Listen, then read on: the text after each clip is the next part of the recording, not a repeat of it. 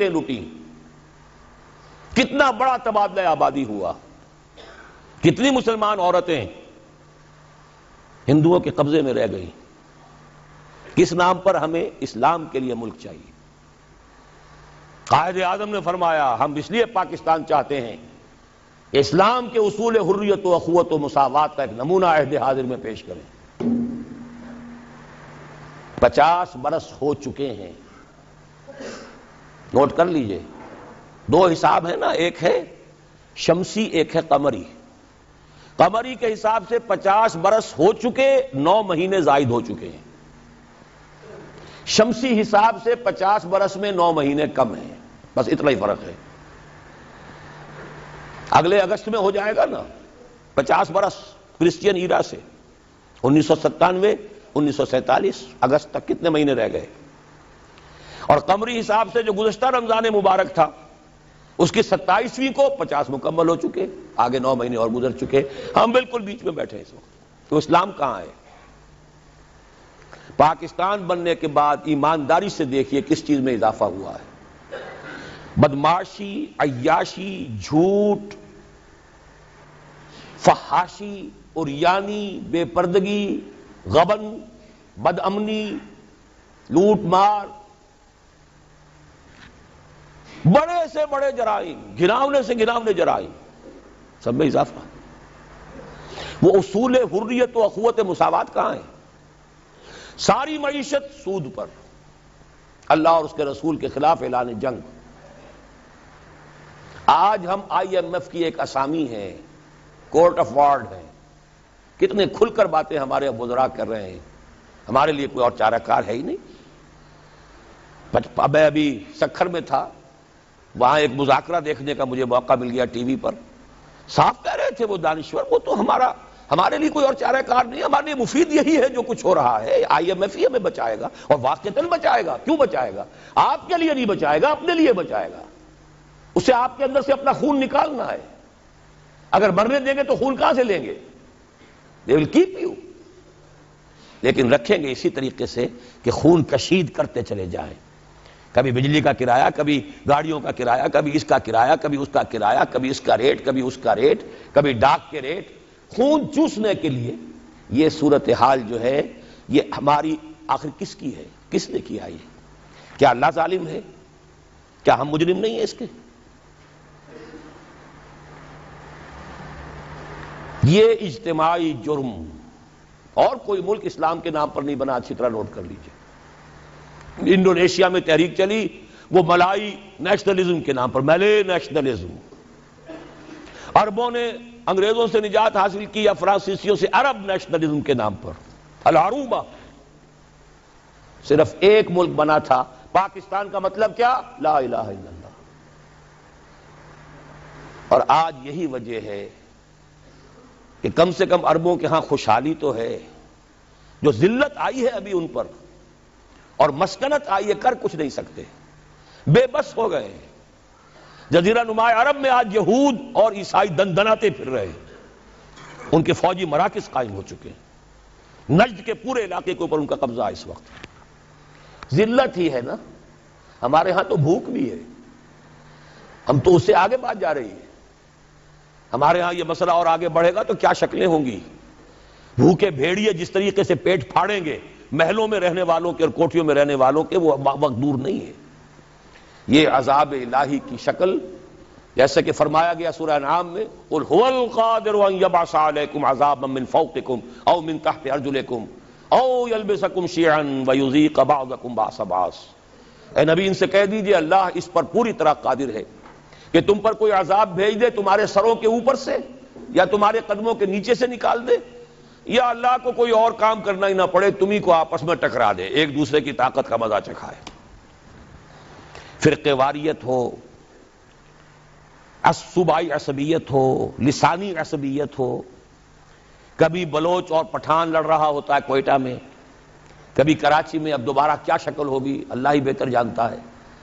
اس لیے کہ وہ جو مہرے جو ہیں، کبھی کوئی مہرے کو اٹھاتا ہے، کبھی اسی مہرے کو نیچے رکھ کر کسی دوسرے مہرے کو اٹھا لیتا ہے. نتائج تو بعد میں پتہ چلتا ہے نا. وہ تو اب کسی نے کہا ہے کہ پیسے فلاں جگہ سے لے کر فلاں کو دیے گئے، وہ تو آج حقیقت واضح ہو رہی ہے. تو اچھی طریقے سے سمجھ لیجئے کہ یہ سب عذاب الہی کی شکلیں ہیں۔ میرا تو اب تک کے ساری گفتگو کا خلاصہ کیا ہے؟ آج ہم امت مرحومہ نہیں ہے، امت معذبہ ہے، ورنہ اللہ کو ہم پر رحم فرمانا ہو اور امریکہ ہمارے اوپر کوئی سختی لا سکے، معاذ اللہ ثم معاذ اللہ، اللہ ہماری بھلائی چاہے اور کوئی ہماری برائی کر سکے، ناممکن۔ جو کچھ ہے اللہ کی طرف سے۔ لما يعذبكم بذنوبكم بل انتم بشر ممن خلق۔ تم اپنی جگہ پھرنے خواہ بنے بیٹھے رہو، ہم تو امت مرحومہ ہیں، ہم تو اللہ کے پیارے ہیں، لاڈلے ہیں۔ قالت اليهود والنصارى نحن ابناء الله واحباؤه قل فلم يعذبكم بذنوبكم بل انتم بشر ممن خلق۔ پھر اللہ تمہارے گناہوں کی پاداش میں تمہیں سزا کیوں دے رہا ہے، عذاب کیوں دے رہا ہے؟ تم بھی ایسے ہی انسان ہو جیسے دوسرے انسان اللہ نے بنائے۔ یہ ہے ہمارا اصل مسئلہ۔ دیکھیے انفرادی مسئلے بھی ہیں، پیٹ کا مسئلہ بھی ہے، چھت کا مسئلہ بھی ہے۔ ہر انسان چاہتا ہے کہ کوئی رین بسیرا ہو، کوئی چھت ہو، ضروری ہے۔ شریعت نے بھی یہ حقوق دیے ہیں۔ کوئی لباس کو ڈھانپنے کے لیے، کپڑے جسم کو ڈھانپنے کے لیے لباس بھی چاہیے، یہ ہے مسائل۔ لیکن یہ ہے کہ ایک ہے انفرادی مسائل سے اوپر اس قوم کے مسائل، ملک کے مسائل۔ وہاں اگر عذاب آئے گا یہودیوں کے ہاتھوں، یہاں آئے گا ہندوؤں کے ہاتھوں۔ میں نے اپنی اس کتاب کو ختم اس پر کیا ہے۔ 3 امکانات ہیں پاکستان کے لیے، جو کچھ ہم اب تک کر چکے ہیں، جو ہم نے عہد وعدہ خلافی کی ہے۔ ہم نے اب تک کوئی اسلام نافذ نہیں کیا، وعدہ خلافی کی ہے۔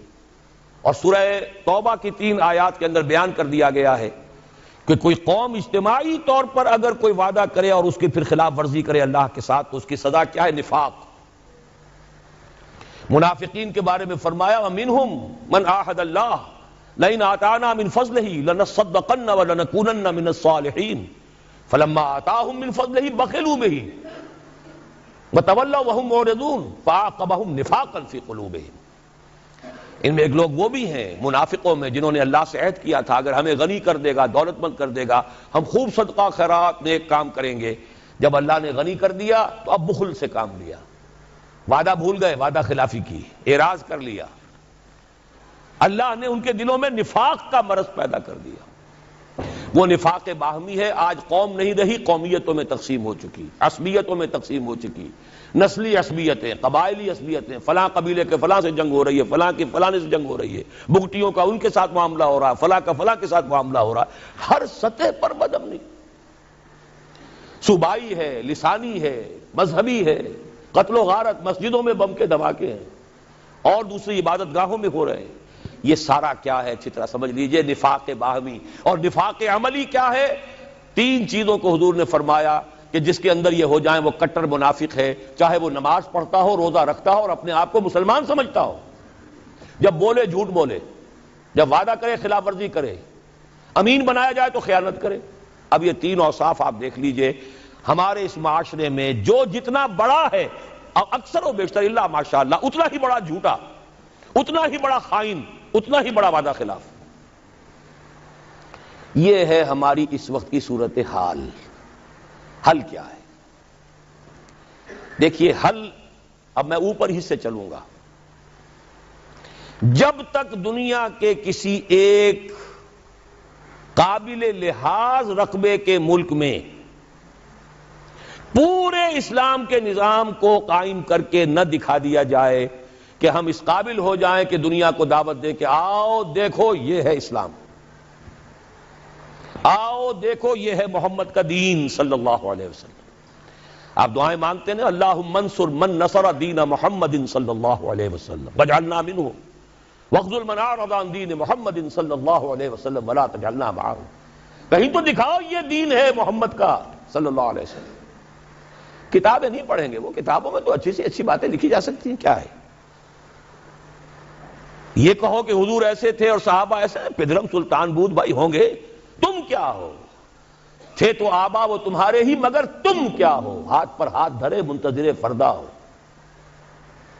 جب تک کسی ایک ایسا نہ ہو کہ کوئی چھوٹا سا گاؤں ہو، کوئی جزیرہ ہو، سائزیبل ملک ہو، درمیانی درجے کا ملک ہو، جس میں وہ نظام قائم کر کے دکھایا جائے، the political socio economic system of خلافہ جو محمد عربی صلی اللہ علیہ وسلم نے قائم فرمایا، اس کا سیاسی نظام کیا تھا، اس کا قانونی نظام کیا تھا، اس کا عدالتی نظام کیا تھا، اس کا زمین کا بندوبست کیا تھا، اس کا مالیاتی نظام کیا تھا، اس میں غرباء کی کفالت کا نظام کیا تھا، یہ سارا نظام اگر آپ قائم کر کے نہیں دکھاتے تو اس کا مطلب یہ ہے کہ آپ اللہ کی ریپرزنٹیشن کا حق ادا نہیں کر رہے۔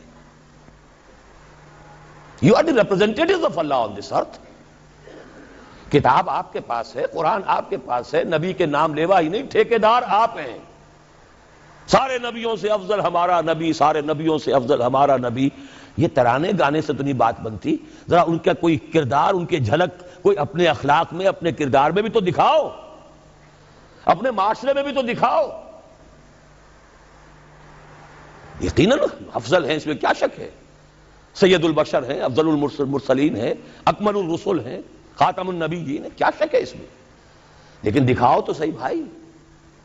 تو جب تک ہم یہ نہیں کرتے ہم مجرم ہیں، ہماری سزا شکلیں بدلے گی، پڑھتے رہیں گے کوڑے۔ اچھی طرح سن لیجیے، کبھی وہ کوڑا افغانستان میں ہوگا، کبھی وہ کشمیر میں ہوگا، کبھی اریٹریا میں ہوگا، کہیں فلپائنز میں ہوگا، کبھی چچنیا میں ہوگا، کبھی بوسنیا میں ہوگا، کبھی صومالیہ میں ہوگا، کبھی کہیں اور ہوگا، کبھی عراق میں ہوگا، وہ کوڑے پڑتے رہیں، ہے تو ایک ہی جسد ہے نا امت محمد کا۔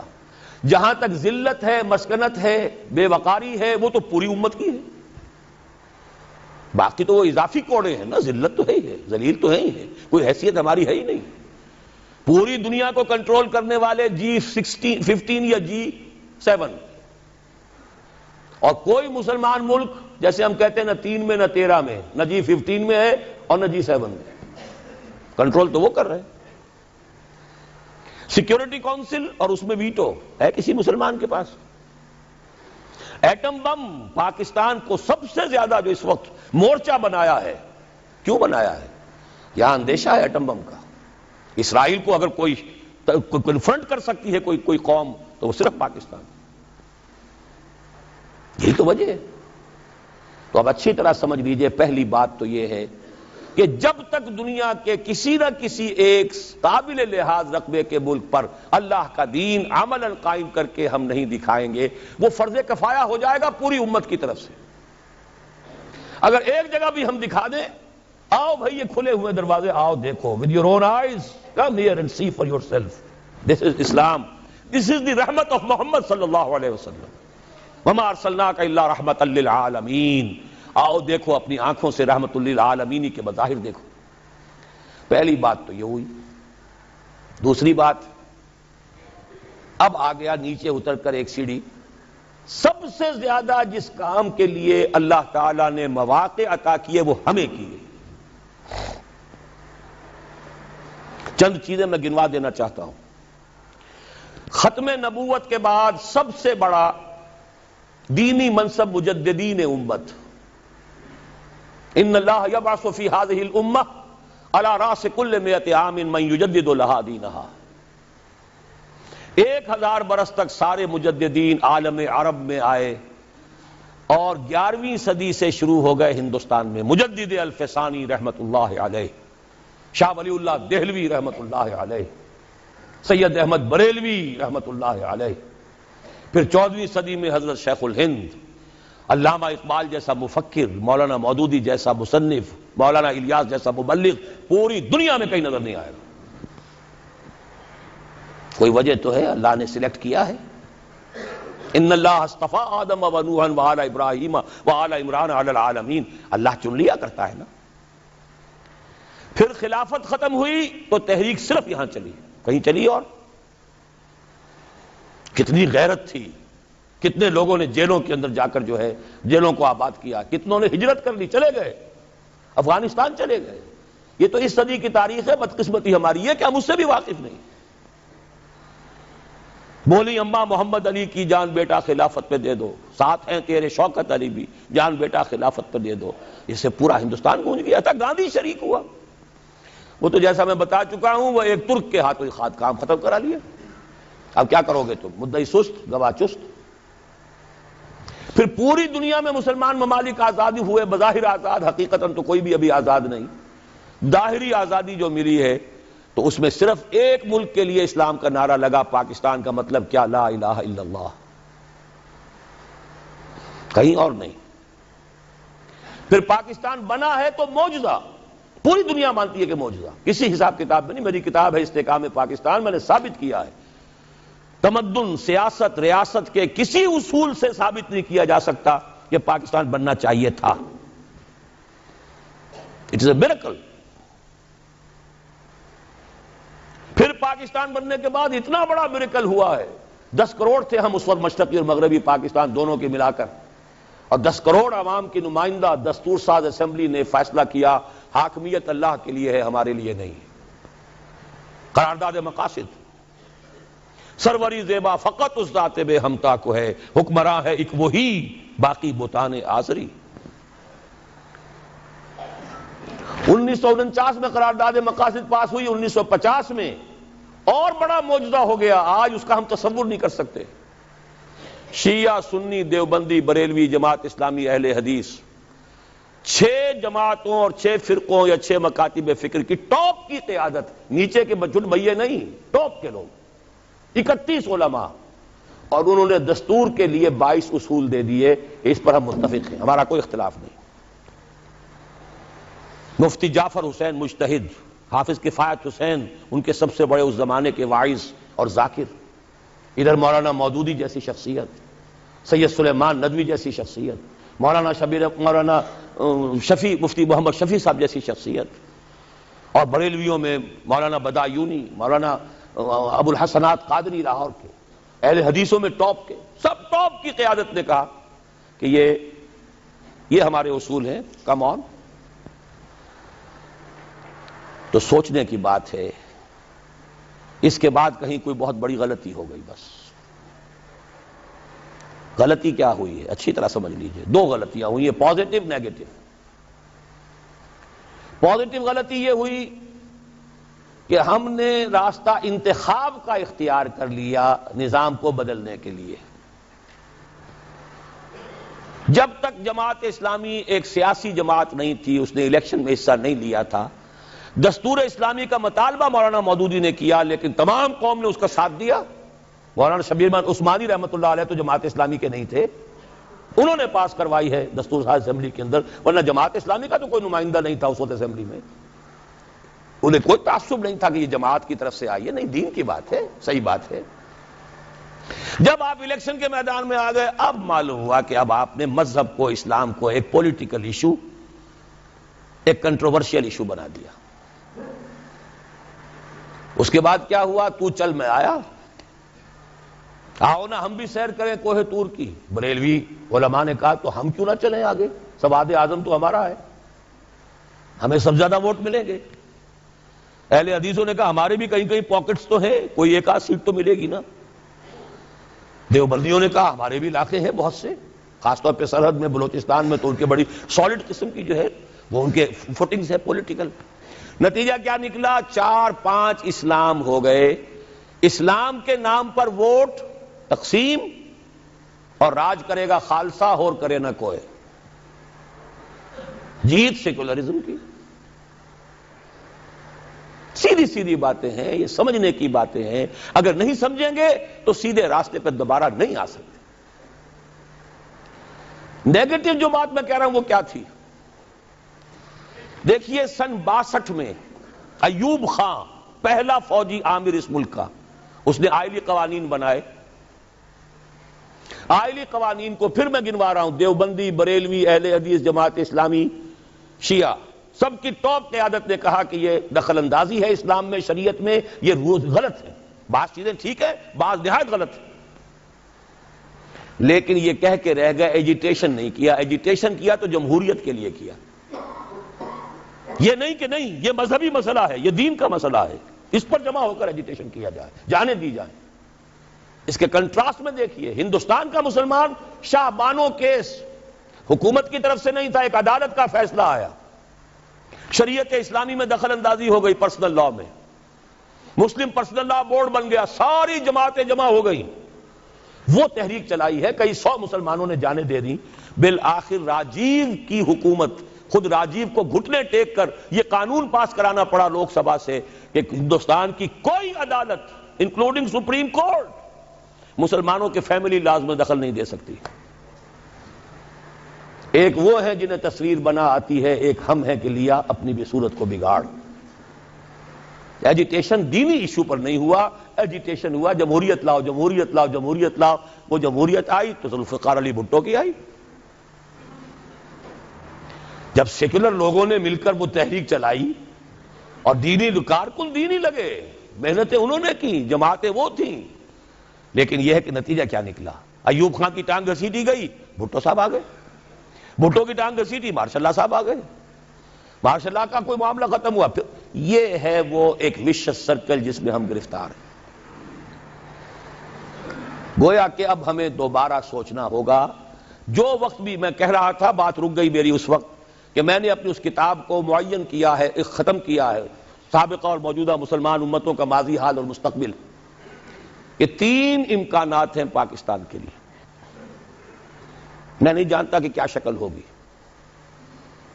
یا تو یہ ہے کہ اللہ تعالیٰ اس قوم پر بڑی بھلائی فرمائے اور اس قوم کو اجتماعی توبہ کی توفیق دے دے، جیسے حضرت یونس علیہ السلام کی قوم پر سے عذاب ٹل گیا تھا. عذاب کے آثار شروع ہو جانے کے بعد الا قوم یونس. یہ تو بہترین بات ہے جو ہم پسند کر سکتے ہیں، لیکن اس کی کچھ شرائط ہیں، کچھ کڑیاں ہیں، اس کی وہ میں بعد میں بتاؤں گا. آثار نہیں ہیں توبہ کے، کوئی آثار نہیں. دوسری بات یہ ہو سکتی ہے، اللہ نہ کرے، لیکن یہ کہ اس کو لیے بھی میں سمجھتا ہوں بڑے نفع کا سودا ہوگا. ایک دفعہ کوئی شیکنگ ہماری ایسی ہو کہ جو حال مست اور مال مست جو ہیں ان کو دن میں تارے نظر آ جائیں ایک دفعہ.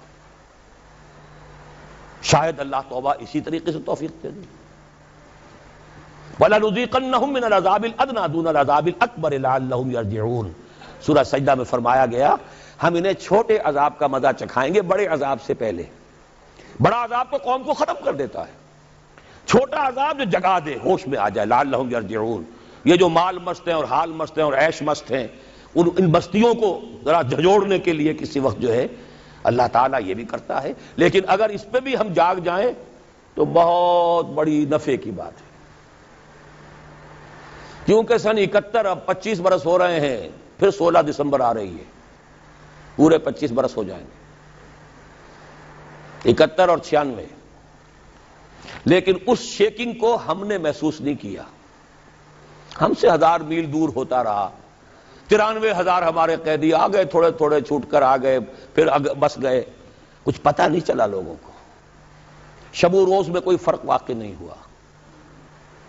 اپنے دھندوں میں، اپنی مصروفیات میں، اپنی مشغولیات میں، اپنی دلچسپیوں میں، اپنے مشاغل میں کوئی فرق نہیں ہوا.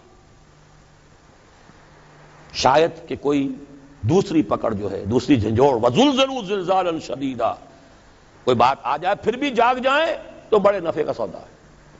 اور تیسری بات آپ کو بتا رہا ہوں، ہو سکتا ہے کہ جس طرح تاتاریوں کے ہاتھوں کروڑوں مسلمان قتل ہوا تھا، ہندوؤں کے ہاتھوں کروڑوں یا لاکھوں مسلمان پاکستانی ختم ہوں. لیکن پھر یقیناً اللہ تعالیٰ ان ہندوؤں کو توفیق دے دے گا کہ وہ اسلام لے آئیں. ہوگا اسی خطہ زمین سے. اس لیے کہ 400 برس سے اللہ نے مجددین جو بھیجے وہ اسی خطے میں بھیجے. مجدد الفسانی سرحد میں دفن ہے، شاہ ولی اللہ دلی میں دفن ہے، سید احمد بریلوی شاہ اسماعیل شہید بالا کوٹ میں ہے، اقبال لاہور میں دفن ہے. یہ جو چیزیں ہیں یہ کوئی ہوتی ہے بات ہے. آیا فتنہ تاتار کے افسانے سے پاسباں مل گئے کعبے کو صنم خانے سے. تاتاریوں نے کروڑوں مسلمان کو قتل کیا، اسلام نے تاتاریوں کو فتح کر لیا. آج بھی ہو سکتا ہے، history can repeat it self. لیکن یہ مجھے یقین ہے کہ اسی خطے سے ہوگا. تو کیوں نہ ابھی سے قبر کس لیں، کیوں عذاب الہی کو دعوت دیں. وہ کیسے ہوگا؟ اس کے لیے پھر اب وہی لفظ استعمال کر رہا ہوں، توبہ. لیکن توبہ کو اب نیچے سے لے کے چلنا ہوگا. سب سے پہلے انفرادی توبہ. یا ایھا الذین آمنوا توبوا الی اللہ توبۃ نصوحا. اپنی زندگیوں میں دیکھیے کیا چیز خلاف اسلام ہے، کاروبار میں، معاش میں، دکانداری میں ملازمت کر رہے ہیں تو کوئی غلط چیزیں استعمال کر رہے ہیں، کوئی رشوت لے رہے ہیں، کوئی لوگوں کو پریشان کر رہے ہیں، کوئی سودی لین دین ہے، سود کے اوپر کاروبار کیا ہوا ہے، دیکھیے پوری طرح باریک بینی کر کے اپنی معاش اور معاشرت کو پاک کریں، تب توبہ ہوگی، ورنہ نہیں۔ آپ 1000 دانے کی تسبیح لے کر بیٹھ جائیں، استغفر اللہ ربی من کل ذنب واتوب الیہ، وہ توبہ نہیں ہوگی۔ توبہ ہوگی حرام خوری اور غلط کاموں کو چھوڑ کر۔ الا من تاب وآمن وعمل عملا صالحا فاولئک یبدل اللہ سیئاتہم حسنات، اور یہی سب سے مشکل ہے۔ مسلمانوں کو جوش میں لے کر باہر لے آؤ گولیاں کھانے کے لیے، وہ اپنے گریبان کھول دیں گے۔ اپنی زندگیوں میں تبدیلی کرنا یہ سب سے کٹھن، اپنے عیش کو منغص کرنے کے لیے تیار ہونا، اپنے کیریئرز، اپنے کاروبار، اپنی سہولتیں، اپنے عیش، اس کو مسجد تو بنا دی شب بھر میں، ایمان کی حرارت والوں نے، من اپنا پرانا پاپی ہے برسوں میں نمازی بن نہ سکا۔ ختم نبوت کی تحریک ہو یا نظام مصطفیٰ کی تحریک ہو، چھاتیاں کھول کر لوگ گولیاں کھانے والے کون ہوتے ہیں؟ عام طور پر عوام الناس، جوش میں، جذبے میں۔ رنگیلا رسول کے اوپر قتل جس نے کیا کون تھا؟ ایک ترخان، ایک کھاتی، ان پڑھ، وہ تو جذبہ ان کا ہے جو جوش میں آ جاتا ہے۔ تو سمجھ لیجئے اس بات کو، انفرادی توبہ سے بات شروع ہوگی۔ افراد کے ہاتھوں میں ہے اقوام کی تقدیر، ہر فرد ہے ملت کے مقدر کا ستارہ۔ ہے کام کٹھن، پھر کہہ رہا ہوں، اپنی ذات پر اپنے گھر میں اسلام نافذ کیجئے، اپنے وجود پر اپنے گھر میں شریعت کی تنفیذ ہو، اپنی معاش اور اپنی معاشرت شرعی پردہ نافذ کیجئے۔ دن میں تارے نظر آ جائیں گے، بائیکاٹ ہو جائے گا، رشتہ دار ناراض ہو جائیں گے، آپ کے داماد ناراض ہو جائیں گے۔ کیسے ہو سکتا ہے میں اپنی سالی کے ساتھ پردہ کروں یا میری سالی میرے سامنے نہ آئے؟ کیسے ہو سکتا ہے وہ لڑکی جو ہے دیور سے پردہ کرے اور دیور کے سامنے نہ آئے؟ جبکہ حضور فرماتے ہیں الحم و موت، پردے میں تو سب سے زیادہ سختی جو ہے وہ انہی رشتوں میں ہونی چاہیے۔ ابھی کل آپ نے پڑھا ہوگا ایک نوجوان 20 برس سعودی عرب کے اندر سروس کر کے آیا، 4 بچوں کو ذبح کیا، اپنی بیوی کو بھی جلا دیا۔ کیوں جلا دیا ہے؟ اس سے آ کر کچھ پتہ لگا ہوگا نا کہ میں وہاں کیا کرتا رہا اور یہ یہاں کیا کرتی رہی۔ اس سے کم کے اوپر ظاہر بات ہے آدمی اتنا بڑا جرم نہیں کرتا۔ معاشرت ہماری بگڑی ہوئی ہے۔ آپ پیٹرو ڈالر کمانے کے لیے بیٹھے ہوئے ہیں، یہاں کیا ہو رہا ہے؟ کیا نہیں ہوگا پھر؟ آگ اور پانی کا میل ہو رہا ہے۔ تو پہلی بات ہے انفرادی توبہ، یا ایھا الذین آمنوا توبوا الی اللہ توبۃ نصوحا۔ اور میں آپ کا کان کھول کر بتا دینا چاہتا ہوں، اگر یہ نہیں تو کچھ بھی نہیں، اگر یہ نہیں تو بابا پھر سب کہانیاں ہیں۔ یہ کام نہیں کر سکتے تو پھر یہ کوئی آئے گا آپ کو واز پلائے گا، مجھے ووٹ دے دو، ہمیں ووٹ دے دو، ہم یہ کر دیں گے، ہم وہ کر دیں گے، ہم یہ کر دیں گے۔ ٹھیک ہے، آپ ان کے چکروں میں آ جائیے، آپ جو بھی چاہیے کیجئے، پیسے دے دیجئے، چندے دے دیجئے، ووٹ دے آئیے گا، ہوگا کچھ نہیں، پر نالا وہیں گرے گا جہاں 1951 سے آج تک گر رہا ہے۔ پہلا الیکشن پاکستان میں 1951 میں ہوا ہے، پنجاب کا صوبائی، اب یہ 96 ہے، 45 برس تو ہو گئے نا، پر نالا وہیں گرے گا، کوئی نتیجہ نہیں نکل سکتا۔ اس انفرادی توبہ پہ جو لوگ ہمت کر لیں، کمر کس لیں، اب اگلا قدم یہ ہے کہ وہ جڑ کر جمع ہو کر ایک طاقت بنے۔ یہ اکیلے اکیلے چنے جو ہیں یہ بھاڑ کو نہیں پھوڑ سکیں گے۔ علیکم بالجماعہ، ید اللہ علی الجماعہ، اللہ کی تائید، اللہ کی نصرت جماعت کے ساتھ ہوتی ہے، افراد کے ساتھ نہیں۔ جماعت بنے، اور جماعت کے لیے جو بنیاد ہم نے اختیار کی ہے اللہ کے فضل و کرم سے، جیسا کہ ابھی تعارف میں بھی ڈاکٹر صاحب نے آپ کو بتایا، ہم نے مغربی اصول نہیں اختیار کیے، بیعت کا اصول لیا ہے۔ واحد ہے کہ جس کا ذکر قرآن میں ہے، جس کا ذکر حدیث میں ہے، جس کا ذکر سیرت میں ہے، جس کا ذکر ہماری 1300 برس کی تاریخ میں ہے۔ یہ 14ویں صدی میں آ کے البتہ بیعت کے بجائے بھی کچھ جماعتیں بننی شروع ہو گئی ہیں، ورنہ شاہ سید احمد بریلوی کھڑے ہوئے بیعت کی بنیاد پر، حضور نے بیعتیں لی، بیعت عقبہ اولیٰ، بیعت عقبہ ثانیہ، بیعت رضوان، خواتین کی بیعت، خلفاء کی بیعتیں ہوئیں، خلافت ملوکیت میں بدل رہی تھی، حضرت حسین رضی اللہ تعالی عنہ میدان میں آئے، بیعت لے کر آئے۔ یہ دوسری بات ہے کہ کوفیوں نے بیعت توڑ دی، یہ دوسری بات ہے، اس کا کوئی الزام حضرت حسین پر نہیں ہے رضی اللہ تعالی عنہ۔ پھر ہمارے ہاں اگر سیرت اور کردار اور تزکیہ نفس کے لیے تو بھی بیعت، مرشد سے بیعت ارشاد۔ پھر جتنے جہاد ہوئے، چاہے وہ سید احمد بریلوی کا تھا، چاہے وہ مہدی سوڈانی کا تھا، چاہے وہ سنوسی کا تھا، بیعت۔ 14ویں صدی کے مجدد اعظم شیخ الہند نے یہ مشورہ دیا تھا کہ فلاں شخص کے ہاتھ پر علماء کرام بیعت کر کے امام الہند مان لیں، وہ مشورہ نہیں مانا گیا۔ نومبر 1920، آج ہم کہاں بیٹھے ہیں؟ نومبر 1996، 76 برس پہلے کی بات آپ کو بتا رہا ہوں، 20 نومبر 1920 کو۔ لیکن علماء کے اجلاس نے اسے قبول نہیں کیا۔ اس کے بعد سے ہماری تنظیمیں جو بنتی ہیں وہ جمہوری قسم کی ہیں، ممبرشپ ہے، اس کے صدر بناؤ، اس کا یہ کرو، اس کا وہ کرو، جبکہ قرآن میں، حدیث میں، سنت میں، سیرت میں کم سے کم 1300 برس کی تاریخ میں سوائے بیعت کے اجتماعیت کی کوئی بنیاد نہیں ہے۔ ایک شخص سے بیعت کرو، اس کا حکم سنو اور مانو، الا یہ کہ وہ شریعت کے خلاف حکم دے، بات ختم۔ اسے ٹھوک بجا کر دیکھ لو، اس کا ماضی دیکھ لو، اس کا حال دیکھو، اس کے قریب جا کر رہو، اس کے معمولات کو دیکھو، لیکن جب اس کے بعد دل ٹھک جائے، اس کے خیالات کیا ہیں، اس کے نظریات کیا ہیں، پھر اس کے ہاتھ میں ہاتھ دے کر اپنے آپ کو اس کے حوالے کرو۔ جیسے کہ حضرت عبادہ ابن صامت کی حدیث ہے رضی اللہ تعالی عنہ، اور متفق علیہ ہے، صحیح مسلم صحیح بخاری دونوں میں، بایعنا رسول اللہ صلی اللہ علیہ وسلم علی السمع والطاعۃ فی العسر والیسر والمنشۃ والمکرہ وعلی عثرۃ علینا وعلی لا ننازع الامر اہلہ وعلی ان نقول بالحق اینما کنا لا نخاف فی اللہ لومۃ لائم۔ حضرت عبادہ فرماتے ہیں ہم نے بیعت کی تھی اللہ کے رسول سے کہ آپ کا ہر حکم سنیں گے اور مانیں گے، خواہ مشکل ہو خواہ آسان ہو، خواہ ہماری طبیعتیں آمادہ ہوں خواہ ہمیں اپنی طبیعتوں پر جبر کرنا پڑے، خواہ آپ دوسروں کو ہم پر ترجیح دے دیں۔ ہم یہ نہیں کہیں گے کہ ہم آپ کے پرانے خادم تھے، یہ نو وارد آیا تھا، آپ نے اس کو امیر بنا دیا، نہیں، یہ آپ کا اختیار ہوگا۔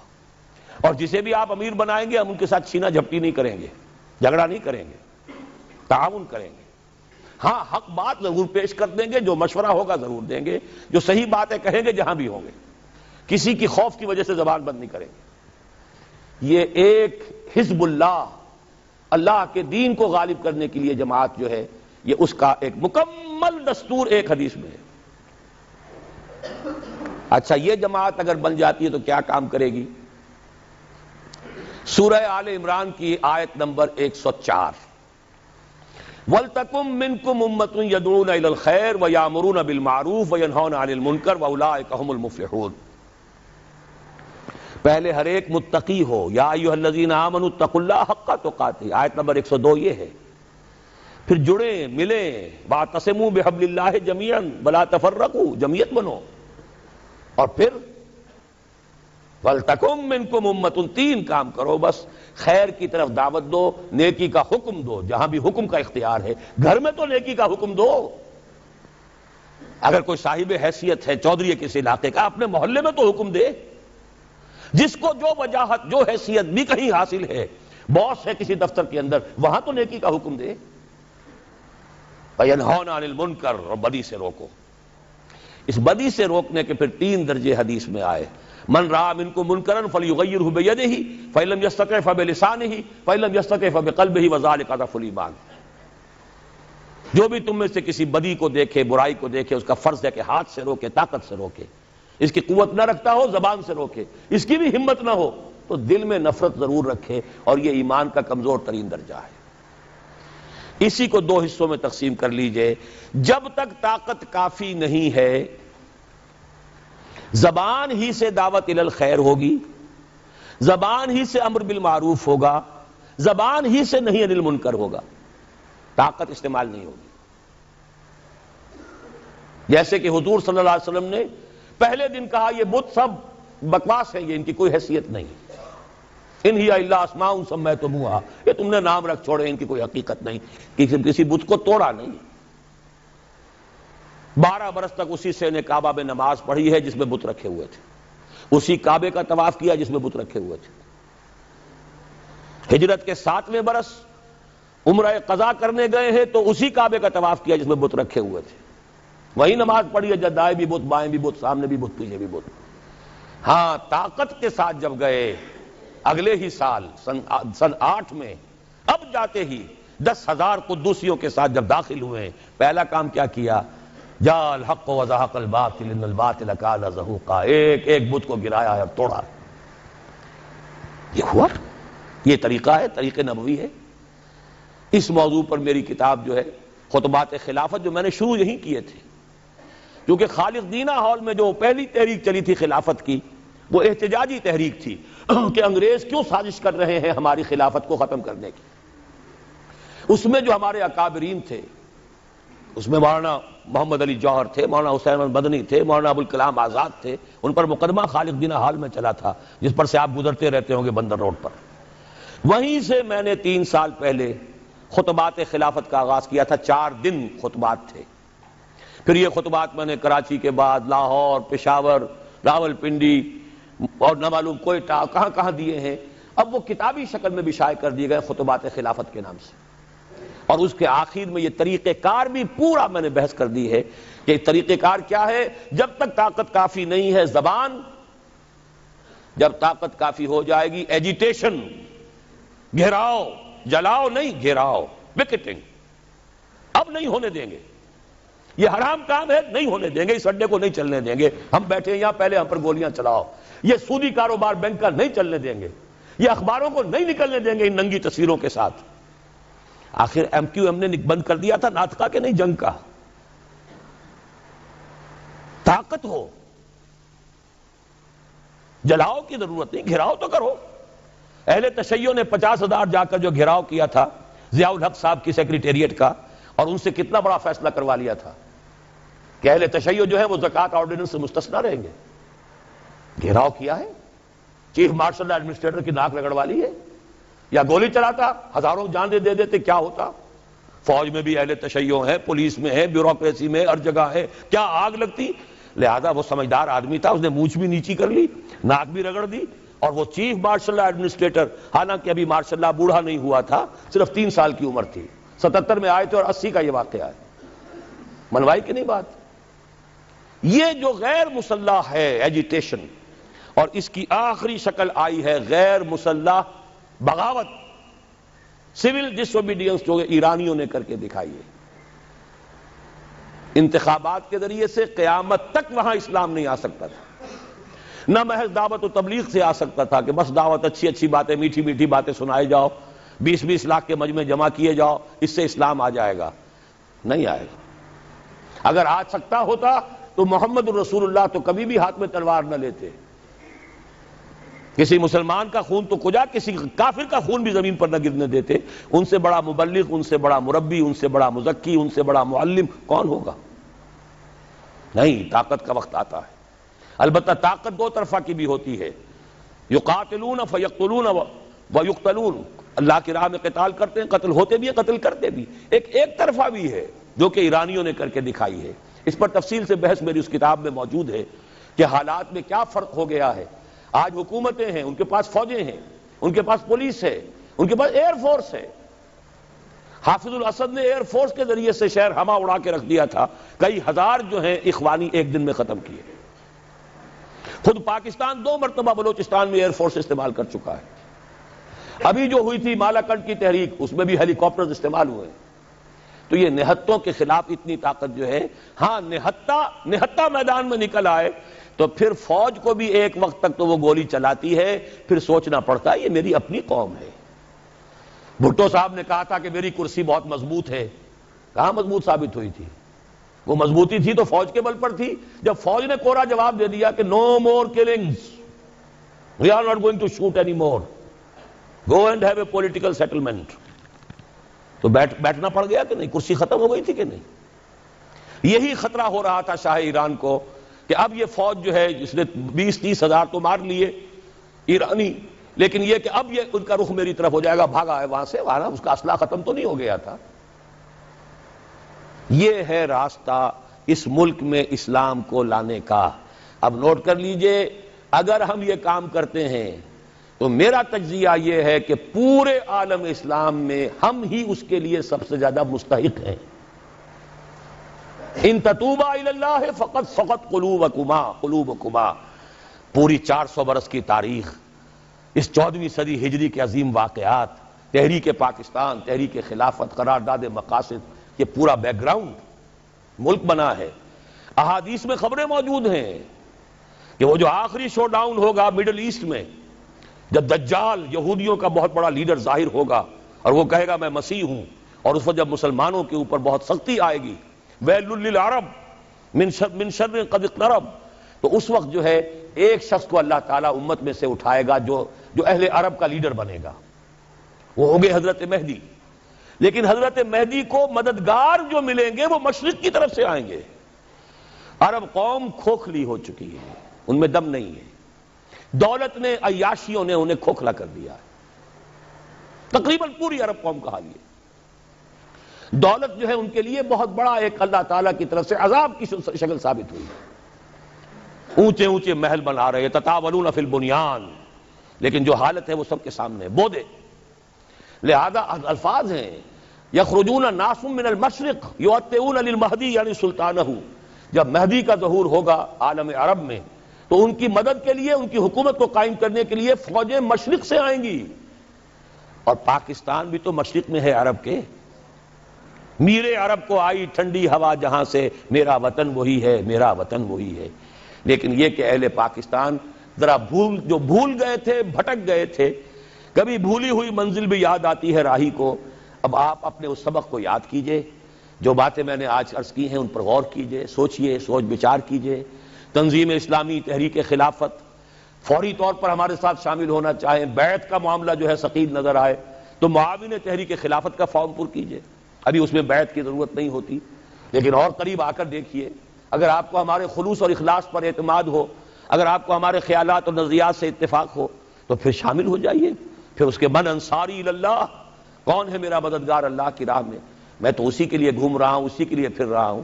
اسی کے لیے 1970 میں میں نے 71 میں اپنا پروفیشن چھوڑ دیا تھا. آج 25 برس پورے ہو چکے، بلکہ 26 ہو گئے. 96 ختم ہو رہا ہے اور وہ تھا 71 کا شروع. میں تو اس کے بعد سے 57 کا MBBS کیے ہوئے ہوں، لیکن میں نے چھوڑا ہے. کیا کیا ہے آپ کو بھی معلوم ہے. ایک ہی نام میرا جو ہے مشہور ہوا، قرآن مجید کا کوئی دیوانہ ہے، قرآن کا مدرس ہے، درس قرآن ہے. چاہے وہ کبھی ہو رہا ہو بڑے بڑے آڈیٹوریمز میں، کہیں چھوٹی چھوٹی مسجدوں میں، کہیں چھوٹے ہالوں میں، کہیں ہماری اکیڈمی بن گئی ہے تو اس میں.